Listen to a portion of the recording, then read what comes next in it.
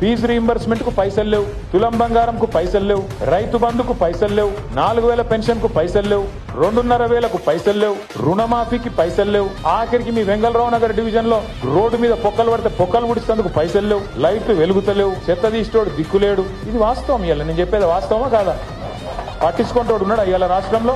ఎవరి పనుల వాళ్ళు ఒకటే బిజీగా ఉన్నారు. చందానగర్ లో మొన్న పొద్దున పూట బంగారం షాప్ మీద పడి దొంగలు తుపాకులు పట్టుకొని ఆయనతో దోసుకొని పోయారు. చూసిరా టీవీలో లేదా? ఇలా పట్టించుకుంటోడు లేడు హైదరాబాద్ లో. భయం లేదు, భక్తి లేదు. ఎందుకంటే వీళ్ళే దోసుకోవట్టు దండుపాలెం బ్యాచ్ లెక్క వీళ్ళే మోపోయింది. ఇక వాళ్ళకు ఇంకోటి దొంగ ఎందుకు భయపడతారు? చిన్న దొంగ పెద్ద దొంగ. చిన్న దొంగలు పెద్ద దొంగకు భయపడతారా? అందుకే ఇవాళ డే లైట్ మర్డర్స్ అవుతున్నాయి. క్రైమ్ రేట్ 41% పెరిగింది. సీసీ కెమెరాలు పనిచేస్తలేవు, ఆఖరికి గల్లీలో పెట్టిన లైట్లు పనిచేస్తలేవు, బుగ్గలు పనిచేస్తలేవు, కింద పొక్కలు పడితే పొక్కలు ఉడిచేటోడు కూడా లేడు, పట్టించుకున్నోడు లేడు. వీళ్ళట జూబ్లీ హిల్స్ లో మాగంటి గోపీనాథ్ ఆశయాలు మేము కొనసాగిస్తాం, మేము ఇది చేస్తాం అది చేస్తాం అన్న చెప్పింది, సుధీరణ చెప్పింది కరెక్ట్.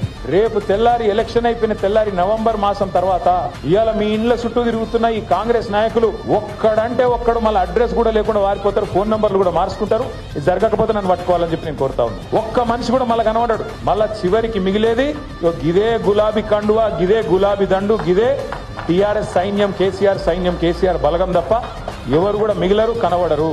మళ్ళా హైదరాబాద్ ప్రజలతోని మళ్ళా కలిసిమెలిసి ఉండేది, మళ్ళా కొట్లాడేది, సమస్యల పరిష్కారానికి ముంగట పడేది మన పార్టీ తప్ప వాళ్ళతో కాదు.